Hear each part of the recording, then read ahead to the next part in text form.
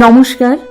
বেতারবাণীর ঘরে বাইরে অনুষ্ঠানে আবার এসে গেছি আমি অলকা মুখোপাধ্যায়। আজকে আপনাদের সামনে এসেছেন বিশিষ্ট লোকগান শিল্পী জ্যোৎস্না মণ্ডল। আমরা আজকে এই জ্যোৎস্না মণ্ডলের কাছ থেকে জেনে নেব তার এই সঙ্গীত জগতের পথ চলা, সারা দিক সারাক্ষণ কিভাবে তিনি এই 24 ঘন্টাকে কত ঘন্টা বানিয়ে নিয়েছেন আমি বলতে পারবো না, তবে সারাক্ষণ কাজের মধ্যে থেকে বিভিন্ন দিকে নিজের বিভিন্ন প্রতিভাকে ছড়িয়ে দিয়েছেন। নমস্কার দিদি। নমস্কার। সর্বাগ্রে বেতারবাণীর প্রতিষ্ঠাতা ডক্টর প্রদীপ কুমার দাসকে আমার শ্রদ্ধা জানাই। এত সুন্দর একটি অনুষ্ঠানের আয়োজন করেছেন আমাদের সকলের জন্য। আর সবথেকে হচ্ছে 24 ঘন্টাটা বড় কথা নয়, কাজের ইচ্ছেটা থাকলে 24 ঘন্টার মধ্যেই করা সম্ভব। আগে পরিকল্পনা করতে হয় যে কাজটা কিভাবে করব, তবেই কাজটা সহজ হয়ে যায়। তার কারণ আমরা যদি পরিকল্পনা মাফিক চলি, কাজটা আমাদের কাছে এসে ধরা দেয়। এবং সবথেকে যেটা খুব গুরুত্বপূর্ণ, মনের ইচ্ছেটা, যে ইচ্ছে থাকলে উপায় বের হয়ে যায়। আচ্ছা দিদি, আপনাকে একটা কথা জিজ্ঞেস করছি, সেটা হলো বর্তমানে লোকসঙ্গীত জগতে জ্যোৎস্না মণ্ডল একটা নাম। আপনি এটা এই যে নিশ্চয়ই অনেক ছোট বয়স থেকে এই সঙ্গীত চর্চা শুরু করেছিলেন, অনুপ্রাণিত কার দ্বারা? ছোটবেলা বাবা মার সান্নিধ্যে বড় হওয়া। আমাদের বাড়িতেই গানের স্কুল ছিল, কারণ আমার বাবা আমাদের গান শেখানোর জন্য বাড়িতে একটা স্কুলই খুলে ফেললেন গানের। তা বিভিন্ন ঘরে, কোনো ঘরে পাশ্চাত্য সঙ্গীত, কোনো ঘরে শাস্ত্রীয় সঙ্গীত, কোনো ঘরে রবীন্দ্রসঙ্গীত, কোনো ঘরে লোকসঙ্গীত, কোনো ঘরে নজরুলগীতি, আমাদের অনেকগুলো ঘর ছিল। তখনই ছোটবেলা থেকে বিভা সেনগুপ্তকে দেখেছি গান শেখাতে আসতেন। আমি তখন খুব ছোট, এবং রবীন্দ্রসঙ্গীত ওনার কোলে পিঠেই মানুষ হই, গান শিখি। আর আমাদের গুরুজি, যেটা আমরা শাস্ত্রীয় সঙ্গীত বলি, কুবের সেনগুপ্ত, তার কাছে আমরা ক্লাসিক্যাল গান শিখেছি। কারণ ক্লাসিক্যাল না শিখলে কখনো অন্য গান আয়ত্ত করা যায় না, এবং সেটা করতে গেলে, যে কোনো গানই করতে গেলে ক্লাসিক্যালটা খুব প্রয়োজন, গলাটাকে তৈরি করা। যখন 9-এ পড়ি, তখন আমাদের ঠিক বাড়ির উল্টো দিকে থাকতেন আমার লোকসঙ্গীতের গুরুজি শ্রী হেমাঙ্গ বিশ্বাস। তার কাছে আমার মেজদি নিয়ে যায়, তার কাছে আমার লোকসঙ্গীতের হাতে খড়ি বলতে পারেন। আর তার আগে আমি রুনা লায়লার গান শুনতাম, ভালো লাগতো আমার, কিন্তু আমি লোকগানে যে এইভাবে আমি এসে যাব, কারণ আমি গান করতাম রবীন্দ্রসঙ্গীত, সেখান থেকে লোকগানে শিফট করা আমি তখন বুঝিনি। কিন্তু আস্তে আস্তে হেমাঙ্গদার কাছে গান শিখতে শিখতে আমার একটা গানের প্রতি একটা গভীর শ্রদ্ধা, এবং মনে হয় যেন বিশাল সমুদ্রে এসে পড়েছি, এটা আমার জানা খুব দরকার। এই দাদার সান্নিধ্যে উনি আমাদেরকে এমনভাবে তৈরি করতেন যে শুধু গান শেখাতেন না, গানের হিস্ট্রি, কোন প্রেক্ষাপটে গান তৈরি হয়েছে, গানের মানে। কারণ লোকগান বিশাল ব্যাপার, লোকগানের একটা বিশাল পরিধি। যেমন সমুদ্রকে আমরা মাপতে পারি না, ঠিক লোকগান হচ্ছে গানের মা, আর হচ্ছে শাস্ত্রীয় সঙ্গীত হচ্ছে গানের বাবা। এই দুটো মিলিয়ে, এই মা বাবাকে নিয়ে আরও বিভিন্ন গানের জন্ম, যেটা আমরা শিখেছি হেমাঙ্গদার কাছে, আমাদের গুরুজি বিভা সেনগুপ্তর কাছে, গুরুমা বলি, আমাদের গুরুজি কুবের সেনগুপ্তর কাছে, যে এই দুটো গানই হচ্ছে আসল। সেখান থেকে তৈরি হয়েছে লোকগান থেকে আর শাস্ত্রীয় সঙ্গীত থেকে বিভিন্ন গান, আধুনিক রবীন্দ্রসঙ্গীত, নজরুলগীতি, সমস্ত গান এখান থেকে তৈরি। সেইভাবে গানের যখন গভীরতা একটু একটু করে বুঝতে শিখেছি, তখন ছোট, তখন অতটা ভাবিনি যে প্রচুর গানের প্রচুর বিভাগ, এই বিভাগগুলো একটু একটু করে ভাটিয়ালি ওনার কাছে শিখছি। সবাই ভাবে যে লোকগান মানে বাউল গান, তা কিন্তু নয়। লোকগানের বিভিন্ন ধারা বাউল গান। বাউল গান একটা পথ, একটা মার্গ, যে মার্গে বাউলরা চলে সেখান থেকে তৈরি হয়েছে বাউল সঙ্গীত, বাউল গান। এই যেমন ভাটিয়ালি গান, ভাটিয়ালি গান হচ্ছে বাংলাদেশের। আর অ্যাকচুয়ালি কি বাংলাদেশ এবং আমাদের পশ্চিমবঙ্গ, এই দুই দেশে কিন্তু লোকসংস্কৃতি, আমাদের লোকগান যেটা আমরা বলি, সেখানে আমরা বাংলাদেশে কিছু গান রয়েছে আর কিছু গান রয়েছে আমাদের পশ্চিমবঙ্গে। এবার উত্তরবঙ্গে যদি আমি চলে যাই, উত্তরবঙ্গে রয়েছে ভাওয়াইয়া, চটকা।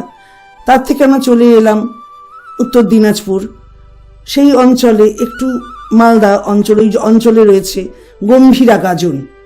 তারপরে চলে এলাম মালদা, সেখানে রয়েছে, মালদা থেকে আমরা যখন মুর্শিদাবাদের দিকে ঢুকছি সেখানে হচ্ছে আলকাপ গান।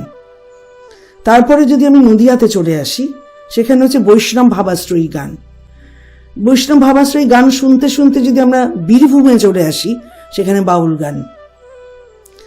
তার থেকে আরেকটু পশ্চিমে যদি যাই, রাঢ় অঞ্চল, যেটা পুরুলিয়া, বাঁকুড়া, মেদিনীপুরের কিছুটা অংশ, সেই অঞ্চলে রয়েছে ঝুমুর, ভাদু, টুসু গান। তারপরে যদি আমরা আরেকটু দক্ষিণে, দক্ষিণ 24 পরগনায় চলে আসি, সেখানে রয়েছে বনবিবির গান। তাহলে এতগুলো গানের বিভাগ হচ্ছে উত্তর থেকে দক্ষিণ এবং পূর্ব থেকে পশ্চিমে। এবার এই গানগুলো বাদ দিয়ে, এগুলো এখানেই সৃষ্টি, বাদ দিয়ে আমরা যদি বাংলাদেশ চলে যাই, সেখানে উত্তরবঙ্গের যে ভাওয়াইয়া গান, সেটা আমরা বাংলাদেশের উত্তরে রংপুরে, ওখানেও ভাওয়াইয়া পাই। কিন্তু সেই ভাওয়াইয়া গান কিন্তু একটা গাড়িয়াল ভাইকে দিয়ে হয়। কিন্তু আমাদের উত্তরবঙ্গে মহিষের পিঠে যারা চড়েন, হাতির পিঠে চড়েন, সেই মাহুত বন্ধু, মহিষাল বন্ধু নিয়ে গান, সেটা কিন্তু বাংলাদেশে নেই। কিন্তু রংপুরে যখন আমরা যাব, সেটা কিন্তু ও গাড়িয়াল ভাই, আমরা কিন্তু গরুর গাড়ি যে চালাচ্ছে তাকে নিয়ে আমরা একটু এই গানটা 2 লাইন একটু করো, শুনি। এই গাড়িয়াল ভাইয়ের গানটা হচ্ছে, আরে বাউকুমটা বাতাস যেমন ঘুরিয়া ঘুরিয়া মরে, এরকম গান। আচ্ছা, কি ওহরে ওই মতন মোর গাড়ির চাকা পন্থে পন্থে ঘোরে রে, ও কি গাড়িয়াল মুই চলুম রাজু পন্থে। এইরকম, এই যে একটা গরুর গাড়ি চালানোর একটা দুলুনির সাথে সাথে এই গানগুলো চলতে থাকে। এবং সেখান থেকে যদি আমরা আরেকটু দক্ষিণে সিলেট অঞ্চলে বা একটু শ্রীহট্ট, ময়মনসিংহ বা আরও ওদের মৌলভীবাজার, এই সমস্ত অঞ্চলে যদি চলে আসি, সেখানে আমরা মেইনলি সিলেট অঞ্চলে যেটা পাই ধামাইল গান। তারপরে আমরা ওই যেটা মৌলভীবাজার, ব্রাহ্মণবেড়িয়া, এই অঞ্চল, হবিগঞ্জ, সুনামগঞ্জ, প্রচুর নদী নালার দেশ, সেইখানে কিন্তু ভাটিয়ালি গান। এবং এই ভাটিয়ালি গান থেকে তৈরি হয় আবার খুব দ্রুত লয়ে সারি গান, ভাটিয়ালি থেকেই তৈরি। ভাটিয়ালি মন খারাপের গান, তাহলে সারি গান হচ্ছে, একটুখানি বলি তাহলে, তুমি ভাটিয়ালি আর শাড়ি এই দুটোর মধ্যে বিভেদ বোঝাবার জন্য একটু 2 লাইন বলো। একদম। একটা ভাটিয়ালি গান যদি আমরা করি, কোন বাদেশে রইলা রে নইদার সাথ, এগুলো হচ্ছে ভাটিয়ালি, মানে একটু ধীর লয়ে। আর যখন আমরা সারি গান, নাও সারিয়া দে পাহালু রাইয়া দে সলসলাইয়া সুলুক রে না মাছ দইরা দিয়া সলুক মাছ দইরা দিয়া, এই যে স্পিড লয়। এখন এই যে গানগুলো, এই গানগুলো থেকে কিন্তু আমরা উৎসাহিত হই। প্রচুর গান লিখেছি, সারি গান লিখেছি, ভাটিয়ালি গান লিখেছি, ঝুমুর গান লিখেছি, এবং আমরা চটকা গানও আমার প্রচুর লোকে গায়, ভাওয়াইয়া গান লিখেছি, বনবিবির গান লিখেছি। মানে এগুলো হচ্ছে কাজ, এগুলো আমাদের করতেই হয়, কারণ পুরনো গান কত লোকে গাইবে, নতুন গানের সৃষ্টি দরকার। প্রচুর গান আমার লোকে গায়, যেমন ঝিঙাফুলি সাজেতে, কাদা দিলি সাদা কাপড়, এগুলো সব আমার গান। এবং সেখান থেকে লোকে গাইছে, ভূমি গাইছে, মাদল দল গাইছে, এটা আমারই গান।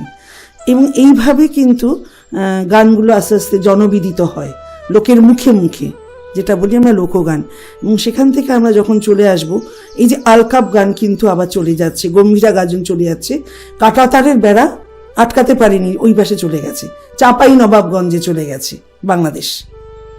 এইভাবে আমরা গানগুলোকে দুটো দেশে আমরা দেখতে পাই।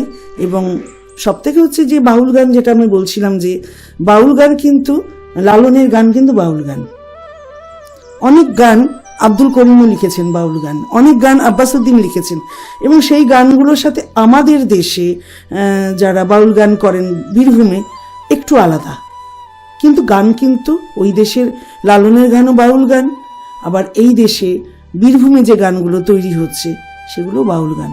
যখন বাউল গায়, বাউল গাইলে সেটা বাউল গান হয়ে যাচ্ছে। বাউল গান সাধারণত দেহতত্ত্ব নিয়ে, মানুষের জীবন নিয়ে, হ্যাঁ, দৈনন্দিন যে হ্যাঁ। পরিস্থিতি সেই তার উপরে বাউল গান। আচ্ছা, তোমাকে আমার আরেকটা প্রশ্ন, সেটা হচ্ছে যে তুমি বললে না যে মানুষ কত পুরনো নিয়ে পড়ে থাকবে, তাকে নতুনের মোড়কে উপস্থাপনা একদম। করতে হবে।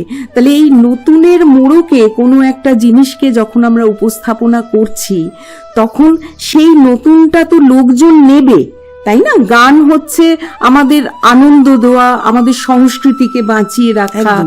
তাহলে এই যে নতুনের মোড়ক দেওয়ার জন্য কিন্তু তোমাকে পরিশ্রম করতে হচ্ছে।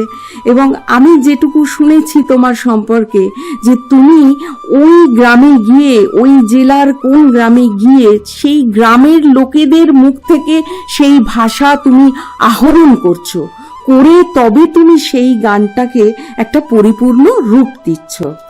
যেমন ধরো পুরুলিয়া যাচ্ছি বা বাঁকুড়া যাচ্ছি, মানে রাঢ় অঞ্চলে, সেখানে তো কুরমালি ভাষা রয়েছে।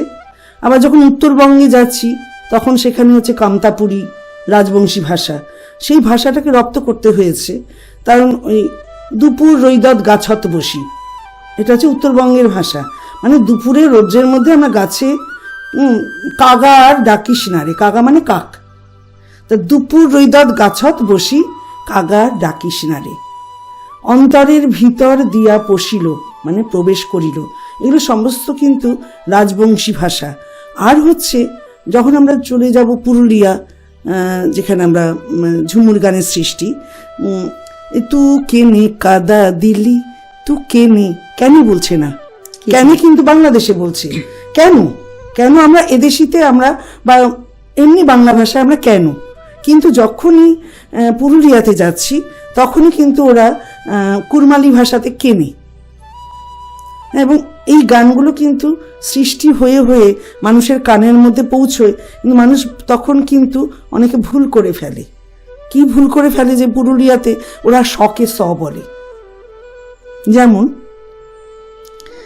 একটা আমারই গান করছি, যেটা ওরা গায়, হ্যাঁ, যে ওই যে তুমিও শুনেছো গানটা, যে সব থেকে যেটা যে এই দুয়ার সিনির মিলাকে মরদামাই লিয়ে যাবি চল, এই দুয়ার সিনির মিলাকে মরদামাই লিয়ে যাবি চল। এই দুয়ার সিনি বলছি, মরদ বলছি, মরদ হচ্ছে হাজব্যান্ডও হতে পারে, বা এমনি যদি দায়িত্ব নেয় তখন আমরা তাকে বলি মরদ, স্বামী বলছে না। এই যে ভাষার যে প্রত্যেকটা জেলা টু জেলা ভাষা চেঞ্জ হয়ে যাচ্ছে। আবার বনবিবির গান যখন গাচ্ছি, এবং কোথায় মাগো বনবিবি একবার দেখা দাও আমারি, এই যে এটা দেখবেন শ্যামা সঙ্গীতের সাথে মিল আছে। তার কারণ হচ্ছে এই আমাদের এই দেশে গানের বিভিন্ন ধারা এই জায়গাগুলো থেকে নির্যাসটা নিয়ে গান রচনা হয়েছে, তাই জন্য মিল আমরা খুঁজে পাই। আবার যদি উত্তরবঙ্গের ভাওয়াইয়া যদি আমরা গাই, অন্তরের ভিতরে দিহিয়া মরুমি পশিলু সে, একই দেয়া একই বাও মন যমুনাতে ভাসে। এই যে ধরন, মানে একটা দরিয়া ভাওয়াইয়া যেটা বলি আমরা, যে মানুষের মনের দুঃখের কথা যখন বলছে, এই ভাওয়াইয়া থেকে চটকা তৈরি হচ্ছে যখন আনন্দের গান। প্রেম জানে না রসিক কালা হাসাদ, এটা চটকা গান। কেন? এটা আনন্দের গান, বা এটা ব্যঙ্গ রসাত্মক বা কোনো রঙ্গ করে সেগুলো হচ্ছে তৈরি হচ্ছে। ঠিক সেরকমই বাংলাদেশে ভাটিয়ালি, আমরা যখন নদীতে নৌকা বাইতে বাইতে মাঝি যাচ্ছে, তার মুখ নিঃসৃত গানই কিন্তু ভাটিয়ালি। কিন্তু যখন অনেকগুলো নৌকা একসাথে যাচ্ছে তখন কিন্তু সেটা সারি, তখন খুব তালে তালে যাচ্ছে। ধান রোয়ার গান আছে, হ্যাঁ, মানে ধান ওই খেতে খেতে জইরা পড়ে হলুদ রঙা সোনার ধান, জলদি কইরা আইলো তোর কাস্তেটারে দিয়াসান, কাস্তেটারে দিয়াসান। এটা আমার লেখা মাসুর, প্রচুর লোক গায়। এটা হচ্ছে একটা রিদিম আছে, এবং সেই রিদিমই তারা কাজের যে পরিশ্রমটা লাঘব করে। কারণ লোকগান হচ্ছে মানুষের গান, মানুষের দৈনন্দিন চলার পথের গান। সেই চলার পথে তারা চলতে চলতে গান বানায়, বানিয়ে বানিয়ে তারা গান গাইছে, তারা সুর করছে। সেই কারণে যখন আমরা পুরুলিয়াতে যাই, আমরা যে ঝুমুর গান আমরা এখন শুনতে পাই, সেটা কিন্তু লৌকিক ঝুমুর। সেটা হচ্ছে এমনি ওই যেটা কালো জলে কুইচিল্লা তালে ডুবলো সনাতন, সনাতন বলছে আজ সারানা, ওরা বলছে আজ সারানা, লোকেরা বলে, কিন্তু আজ সারানা হবে না। সেটা রিসার্চ ওয়ার্ক করে আজ সারা দিন কাল সারা দিন পাই না দর্শন, এটা হচ্ছে আসল কথা। সেটা ভিতরে ঢুকে জানতে পেরেছি।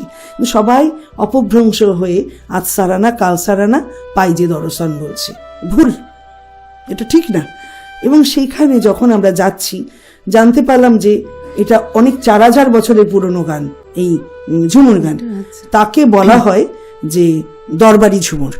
রাজার দরবারে হতো, রাজার দরবারে, রাজা যখন রাজাদের আমল চলে গেল, জমিদারের দরবারে হতো। এবং সেখান থেকে সেই গানগুলো তারা নিজেরাই গাইতেন, নিজেরাই সুর করতেন, নিজেরাই নাচ করতেন, রাগের উপর সৃষ্টি হতো। যেমন ওই গানটা তোমরা শুনেছ, একদিন নিকুঞ্জ বনি রাধারে পড়িল মুনি, একদিন নিকুঞ্জ বনি রাধারে পড়িল মুনি। এই তাল কিন্তু ঝুমুর গানের দিদিরি দিতাং তিরি তিতাং, দিদিরি দিতাং তার সাথে মিল নেই।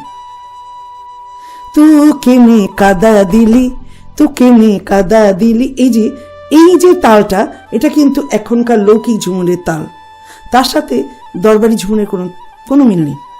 যার জন্য এই লৌকিক ঝুমুরের সঙ্গে নাচটা বেশি যায়, মিশে যাচ্ছে। এবং গানটা শুনলেই কোনো অনুষ্ঠানে যদি কেউ গায়, তখন দেখি নিচে শ্রোতা দর্শক ওই তালে তালে নাচতে শুরু করে দিয়েছে। এবং এই ঝুমুর গান লোকের খুব ভালো লাগে কেন? এই কারণেই যে একটা মাদল বাজে, ধামসা বাজে, এবং ওখানকার মেয়েরা সারাদিন পরিশ্রম, খেতে পায় না ওরা, কিন্তু ওদের মুখে হাসি, কখনো বলে না খিদে পেয়েছে। ওরা কিন্তু খুব কষ্ট করে ওরা দিন যাপন করে।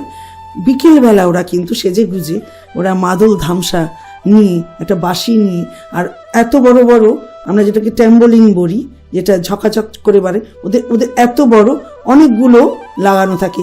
ওটা এরকম নাড়িয়ে নাড়িয়ে এই হাতে বাজিয়ে বাজিয়ে ওরা তাল দিয়ে দিয়ে সেটা ওরা গান গাইছে, নাচ করছে। ওটা দেখার মতো। আচ্ছা, তুমি তো এরকম বিভিন্ন গ্রামে গিয়ে, পশ্চিমবঙ্গের বিভিন্ন জেলায় গিয়ে গিয়ে কাজ করেছো, তাহলে এই যে এরা কি এদের মানে ইনহেরিট করছে এই প্রতিভাটা? একদম। মানে আমাদের এখানে যেমন মাস্টারমশাই রেখে রবীন্দ্রসঙ্গীত শিখছে বা অন্য কিছু শেখার জন্য তার একজন প্রশিক্ষক লাগছে, কিন্তু এদের প্রশিক্ষক এরা শুনে শুনেই কান তৈরি হয়ে যায়। এরা তো সবসময় শুনছে, আচ্ছা, কারণ এদের সবসময় গান হচ্ছে, গানটা চলছে, এবং ওরা কিন্তু মুখে মুখে, ওরা লেখাপড়া জানে না, ওরা কিন্তু মুখে মুখে গানগুলো মুখস্থ করে ফেলছে। সেইটাই। এবং আমরা যেটা বলি যে গানের প্রশিক্ষক লাগবেই, গান না শিখে গান গাওয়া যায় না। আমাদের টিচারও যেমন থাকবে, আবার আমরা সেই জায়গায় চলে যাব যে সেটা জানতে, যেটা জেনেছি সেটা ঠিক কি না, আরও কি জানা যায়, আরও কি সংগ্রহ করা যায়। তবে সেখান থেকে জিনিসটা নিয়ে এসে, ওটাই তো রিসার্চ ওয়ার্ক, যে আমি ঠিক গাইছি কিনা, বা আমি যেটা শেখাচ্ছি সেটা ঠিক শেখাচ্ছি কিনা, বা আমাদের নতুন প্রজন্ম তারা ঠিক শিখছে কিনা, তাদের ঠিকমতো দিতে পারছি কিনা। এই বিভিন্ন কর্মশালার মাধ্যমে সেইগুলো শেখানোর চেষ্টা করি। আর সব থেকে হচ্ছে যে তুমি তো জানো যে আমার একটা দল রয়েছে, লোকগানের দল। যেমন ইমন সঙ্গীত প্রতিষ্ঠান আমার স্কুল, সেখানে লোকেরা লোকগান শিখতে আসে। আমি কিন্তু শুধু লোকগানই শেখাই না, তার সঙ্গে যেটা শেখাই সেটা হচ্ছে ভালো মানুষ যাতে তারা হয়, সুন্দরভাবে সুন্দর পথে চলতে পারে। আর হচ্ছে ক্লাসিক্যালটা শেখাই। তার কারণ লোকগানের এই যে যেমন লালনের গান গাইতে গেলে খুব ক্লাসিক্যাল বেস লাগে। তারে ধরতে পারলে মন বেরি দিতাম পাখি পাই কমনি আসি যায়। এই যে কাজটা, এই কাজটা কিন্তু ক্লাসিক্যাল না হলে করতে পারবে না। এবং এই কাজের জন্য কিন্তু শাস্ত্রীয় সঙ্গীত শিখতে হবে। আর হচ্ছে যেটা এই ইমন সঙ্গীত প্রতিষ্ঠানে তারা তৈরি হচ্ছে, আর আমার যে লোকগানের দল রঙ্গিলা নাও, সেখানে তারা তৈরি হয়েই এসছে, আমার কাছে তৈরি হয়েছে, বাইরে তারা তৈরি হয়েছে, এবং সেই দল দেশ বিদেশে প্রোগ্রাম করছে। এবং প্রোগ্রামটা কেন করছি, যে লোকগানকে বাঁচানোর জন্য। কারণ এটা আমাদের বাংলার ঐতিহ্যপূর্ণ সংস্কৃতি হারিয়ে বসতে চলেছে। আমরা যদি না বাঁচাই তবে কে বাঁচাবে? আমাদের এটা দায়িত্ব। কারণ আমাদের গুরুজিরা বলে গেছেন, হেমাঙ্গ বিশ্বাস, অমর পাল আমার সেকেন্ড গুরুজি, আর দীনেন্দ্র চৌধুরী আমার তৃতীয় গুরুজি, আমার নাটকের গুরুজি শ্রী বিভাস চক্রবর্তী, মানে এরা প্রত্যেকে কিন্তু ওই একই কথাই শিখিয়েছেন। এই যে তুমি নাটকের কথাটা বললে, এখানে আমি যতটুকু তোমাকে দেখেছি, বেশি দিন নয় তোমার সঙ্গে পরিচয়, সেখানে দেখেছি যে তুমি খুব ভালো ডিরেকশন দিতে পারো। একটা সঙ্গীত নাটক মানে তো শুধু একটা মঞ্চে নাটক করলাম, কয়েকজন এলো, একটা কোনো গল্পকে তুলে ধরলাম দর্শকের কাছে, তা তো নয়। তার একটা সার্বিক দিক আছে। একদম তোমাকে দেখেছি, লক্ষ্য করেছি আমি এটা, যে একটা গান যখন কেউ প্রেজেন্ট করছে তখনও তুমি সুন্দর একটা ডিরেকশন দিচ্ছ তার সেই সার্বিক দিকটা ফুটিয়ে তোলার জন্য। এই যে সুন্দর ভাবনা, এইভাবে শেখানো, এইভাবে দর্শকের কাছে নিজেকে উপস্থাপিত করা, এইগুলো তুমি কোথা থেকে শিখেছো? দেখো, যখন হেমাঙ্গদার কাছে গান শিখতাম, উনি বলছেন যে তোরা আগে চাষির গান যদি গাস, চাষি হ। তোরা যদি ধান যদি পুঁতবি, ধান পোতার মতোই গানটা গাইবি। এইভাবে যদি তুই একটা ভাটিয়ালি গান গাইবি, নিজেরে মনে করবি যে তুই যেন মাঝি। আর লোকগান হচ্ছে ড্রামা বেসড, অভিনয় যত থাকবে, কারণ আমরা যে কোনো গান যদি উদাত্ত কণ্ঠে যখন গাইব, ড্রামাটাকে যদি আমরা না সামনে আনি, সেটা কখনোই লোকগান মানুষের মর্মে স্পর্শ করবে না। আর একটা কথা হচ্ছে যে যখন আমি গান শেখাই, একটাই কথা বলি যে তুমি গানটার মধ্যে ঢোকো, গানটার মানেটা বোঝো। হ্যাঁ, যেমন গ্রামেরও নওজোয়ান, আমরা আব্দুল করিমের গান, হিন্দু মুসলমান, মানে এই যে দুটো ধর্মকে আমরা এক জায়গায় করছি। অ্যাকচুয়ালি তো বিভাজন হয় না, বিভাজন তো দুটোই, নারী আর পুরুষ। এছাড়া কোনো বিভাজনই আমার কাছে বিভাজন নয়, কারণ আমি এগুলো সব মানুষের বানানো বিভাজন, আমার কাছে কোনো মূল্য নেই। রাজনীতির বিভাজন আমি মানি না, ধর্মের বিভাজন আমি মানি না, আমি যে মানলো আমি মানি না। এবং আমি কোনো রকম, আমি শুধু একটাই বুঝি যে আমাদের দুটো বিভাগ, একটা হচ্ছে নর আর নারী, তারপরে আর কোনো বিভাগ হয় না, এটা আমি মানি। আর একটা কথা হচ্ছে যে ড্রামা, যেটা তুমি বলছিলে যে ড্রামা না করলে, যে তোমাদের যখন আমি শেখাই, সেটা কবিতা বলো, আবৃত্তি বলো, নাটক বলো, শ্রুতি নাটক বলো, গান বলো, যাই বলো, ড্রামা চাই। ড্রামা ছাড়া হবে না। এবং সেটা ড্রামাটা করলে মানুষের মনের কাছাকাছি পৌঁছানো যায়। সেখানে তো অবশ্যই আমাদের নাটকের গুরুজি বিভাসদার তো অনেক অবদান রয়েছে, কারণ ওনার অন্য থিয়েটারে আমি অনেক দিন গান গেয়েছি, অভিনয় করেছি খুবই সামান্য। সেখান থেকে আমি ইন্সপিরেশন পেয়ে আমার জীবনের শেষ অধ্যায় বলবো না, মধ্য গগনে, যে তখন আমি নাটক লিখতে শুরু করলাম। এবং এই নাটক আমি লিখেছি কুড়মালি ভাষায়, একটা নাটক আকাশ কুসুম। তাতে সমস্ত রাঢ় অঞ্চলের কুড়মালি ভাষায় গান আমার লেখা, আমার সুরে আছে, সেটা এখনো মঞ্চস্থ হয়নি। আর বাংলাদেশি ভাষায় একটি নাটক লিখেছি, সেটা নাটক বলবো না, গীতিনাট্য টাইপের গানও আছে, নাটক আছে, নাচ আছে, সেটা হচ্ছে বাংলাদেশি ভাষায়। তুমি এই যে লেখার কথা বললে, এবার লেখার প্রসঙ্গে আসি যে তুমি তো এই গান যেমন লিখছো, বিভিন্ন ধরনের গান, লোকগান, তার সঙ্গে কবিতাও লিখছো, নাটকও লিখছো, এছাড়াও তোমার যে এতগুলো, এবং তুমি খুব ভালো নাচও জানো, এটা আমি জানি। তা এগুলো ছাড়াও তোমার কিন্তু আর একটা দিক আছে যেটা কিন্তু তুমি সর্বসমক্ষে আনো না। সেটা হচ্ছে তুমি পড়াশোনাতেও খুবই ভালো ছিলে, খুব ভালো স্টুডেন্ট, একসাথে চালিয়ে গেছো এতগুলো জিনিস সমান্তরালভাবে, যেটা সকলের পক্ষে সম্ভব নয়। তা এই যে চাকরি করতে একটা কেন্দ্রীয় সংস্থার অধীনে এবং সেখানে আধিকারিক পোস্টে থেকে তুমি সেখানেও ভীষণ ভালোভাবে কাজ করেছো, যেটা আমরা জানি। আমি একটু বলতে পারি কি এটা, যে একটা সময় ন্যাটমোতে ম্যাপ একদম বেরোতো না, কিন্তু উনি যখন ওই পোস্টে গেলেন তখন প্রচুর ম্যাপ বেরোতে লাগলো। এই যে সকলকে দিয়ে কাজ করিয়ে নেওয়া, এটা খুব কম মানুষকেই দেখেছি। একজন রয়েছেন আমাদের এই বেতার বাণীরই, যিনি প্রতিষ্ঠাতা, ডাক্তার একদম প্রদীপ কুমার দাস, একদম বহুমুখী প্রতিভা। তোমাকেও আমি দেখেছি, এরা দুজনেও, তুমি আমার থেকে বয়সে হয়তো ছোট হয়েছো, কিন্তু তুমি আমার সেই শ্রদ্ধার জায়গায় আছো, আর ডাক্তারবাবু আমার সেই শ্রদ্ধার জায়গায়। এবার একটু অন্য দিকে আসি। হ্যাঁ দেখো আলোকা, একটা কথা বলি। অফিসে চাকরি করেছি, 89-এ ঢুকেছিলাম, তখন আমার খুব কম বয়স, 24 বছর বয়সে চাকরিতে ঢুকেছি। এবং আমি চাকরিটাতে দুটো চাকরি একসাথে পেয়েছিলাম, স্কুলের চাকরি আর এই সেন্ট্রাল গভর্নমেন্টের এই চাকরিটা। আমি বেছে নিলাম এই চাকরিটা আমার গলা বাঁচাবো বলে, যে আমি গান করি, আমার এখানে মুখ বুজে চাকরি, আমি ম্যাপ বানাবো, ম্যাপ তৈরি করব, যেহেতু ভূগোল আমার সাবজেক্ট। সেখানে আমি যখন অফিসে ঢুকতাম গানের সুইচটা বন্ধ হয়ে যেত, অফিসের সুইচটা খুলতাম, অফিসে কাজ করতাম, অফিস থেকে যখন ছুটি হতো বায়োমেট্রি দিয়ে বেরোতাম, সঙ্গে সঙ্গে অফিসের সুইচটা অফ করে দিতাম, গানের সুইচটা খুলে যেত। এবং এইভাবে কাজ করেছি রাত্রি 2-3টে, এখনও আমি জেগেই কাজ করি, কারণ আমার অনেকগুলো বই একটা বেরিয়েই গেল বই, সেই বইটা একটুখানি দেখিয়ে দাও, ভাওয়াইয়া ও চটকা, কারণ এটা আমার কাজ। আমি যদি এখানে আমি 34টা গানের স্বরলিপি দিয়েছি, কারণ স্বরলিপি সবাই দিতে পারে না, স্বরলিপি সমেত এই বইটাই এবারে বইমেলায় এটা প্রকাশিত হয়েছে, এবং আরো বই ওনার রয়েছে, ঝুমুর বেরোবে। বাংলাদেশ থেকেও তো তোমার বই বেরোচ্ছে।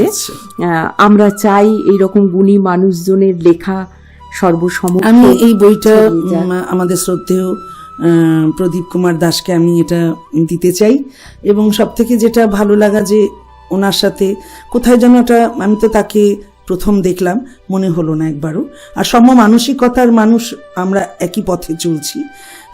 চাকরিটা আমার কাছে কোনোদিন বাধা হয়ে দাঁড়ায়নি, কারণ সেখানে চাকরিটা আমি খুব ভালোবেসে করেছি। আমি প্রচুর সহযোগিতা পেয়েছি, আমাদের ডাইরেক্টররা আমাকে বিভিন্ন জায়গায় গানের জন্যই পাঠিয়েছিলেন, এবং আমি যতবার বাইরে গেছি, আমি অফিস থেকে দল তৈরি করে গান শিখিয়ে গান নিয়ে গেছি। সেই কারণে আমার অফিসটা আমার কাছে একটা মন্দিরের মতো, কারণ সেখান থেকে আমি যতটুকু উপার্জন করেছি, সেই উপার্জন দিয়ে আমি অনেক বড় বড় কাজ করতে পেরেছি, এবং অনেক বেশি সোশ্যাল ওয়ার্ক করতে পেরেছি, যেটা আমি যদি কিছু না করতাম আমার পক্ষে করা সম্ভব ছিল না। আর একটা কথা যেটা বলি, যে ওই যে বললাম, অনেকে বলে আমি না দিদি জীবনে কিছু হলো না, আমার বাচ্চাটা ছোট, আমার শ্বশুরবাড়িতে করতে দেয় না, আমার স্বামী পছন্দ করে না, এগুলো অনেক মেয়েরা বলে। আমি খুব নারীবাদী, আমি ভীষণ নারীদের উত্তোলন করতে পছন্দ করি, তারা অনেক এগিয়ে চলুক। আমি মনে করি তারা নিজেরাই দায়ী, কেউ কাউকে কারোর জায়গা বন্ধ করতে পারে না, নিজের যদি প্রবল ইচ্ছে থাকে ভগবান সাথ দিয়ে দেয়, এটা আমার মনে হয়। খুব সুন্দর কথা। আমরা এবার আমাদের অনুষ্ঠান শেষের দিকে নিয়ে যাচ্ছি। খুব সুন্দর বার্তা উনি বর্তমান প্রজন্মকে দিলেন যে ভেঙে পড়লে চলবে না, উত্তরণের পথ নিজেকেই বেছে নিতে হবে। তাহলে কিন্তু আগামী দিনের পথগুলো মসৃণ হয়ে যাবে। ধন্যবাদ। নমস্কার দিদি। খুব ভালো লাগলো। সবাইকে জানাই আমার আন্তরিক শ্রদ্ধা এবং ভালোবাসা।